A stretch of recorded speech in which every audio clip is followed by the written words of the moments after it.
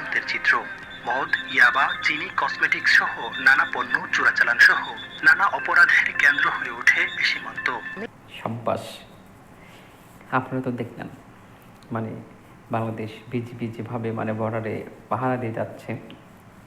যারা চোরাচালানি করে ভারত থেকে চোরাচালানি কিংবা বাংলাদেশ থেকে চোরাচালানি করে ভারতে পাচার করা, অথবা ভারত থেকে চোরাচালানি করে বাংলাদেশে পাচার করে নিয়ে আসা, এই যে মদ, গাঁজা, ইয়াবা, নানান নেশা জাতীয় দ্রব্য এবং অন্য অন্য জিনিসপত্র, যেগুলা রাষ্ট্রীয়ভাবে বড় প্রবলেমের একটা, এবং সবথেকে বড় প্রবলেম এই মাদক।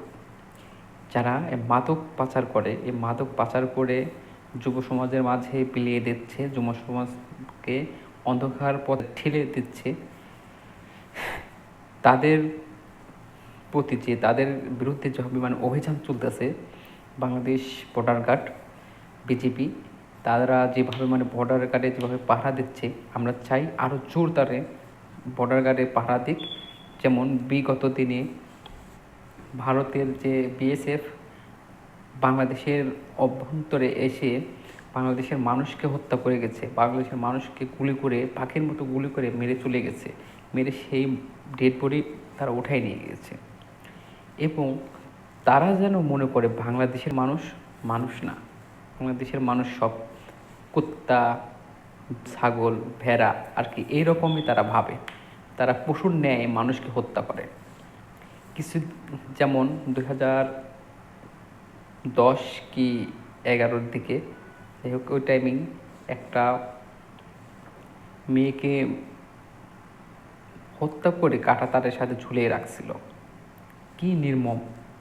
মাঝে মাঝে মানুষকে হত্যা করে কাঁটাতারে অথবা এদিক ওদিক ফেলে রাখে, এবং পতাকা বৈঠক করে তাদের কাছ থেকে বাংলাদেশের ডেড বডিগুলা নিয়ে আসা হতো। যেমন মানে সাবেক প্রধানমন্ত্রী শেখ হাসিনা থাকা অবস্থায় বাংলাদেশের বর্ডার গার্ডের হাতে ছিল ছুরি।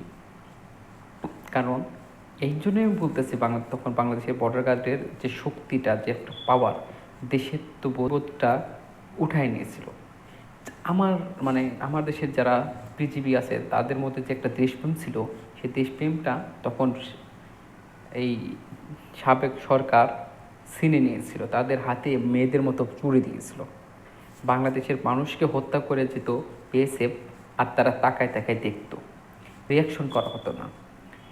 আর সেই সরকার পরিবর্তনের পরে যখন ডক্টর মোহাম্মদ ইউনূস স্যার আসছে, তখন থেকে বাংলাদেশ আবার নতুন একটা রূপ নিয়েছে। আলহামদুলিল্লাহ, আমরা চাই বাংলাদেশ সেই 15 দিন যেভাবে ছিল 2001-এ, 2005-এর দিকে, মানে আগে যেরকমভাবে মানে বাংলাদেশ আর্মি, বিজিবি, বাংলাদেশ যে সেনা সদস্যগুলো ছিল, যেভাবে একটা তাগড়া, যেভাবে একটা পাওয়ার ছিল, সেই পাওয়ারগুলো চাই।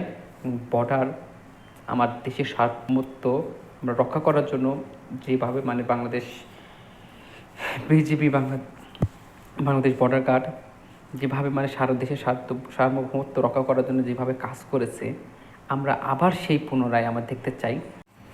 আমরা চাই বিজিবি যেন এইভাবেই যেন বর্ডার যেন আঁকড়ে ধরে রাখে, বাংলাদেশের মাঠে যেন আঁকড়ে ধরে রাখে, এবং ভারতকে যেন প্রতিহত করতে পারে, এবং ভারত থেকে যে সকল চোরাচালানগুলো বাংলাদেশে প্রবেশ করে সেগুলোকে যেন প্রতিহত করতে পারে, এবং মদ, গাঁজা, ইয়াবা এইগুলো যেন তারা যেন যুব সমাজের মাঝে যেন না বিলিয়ে দিতে পারে, এবং যুব সমাজ যেন ধ্বংস না করতে পারে।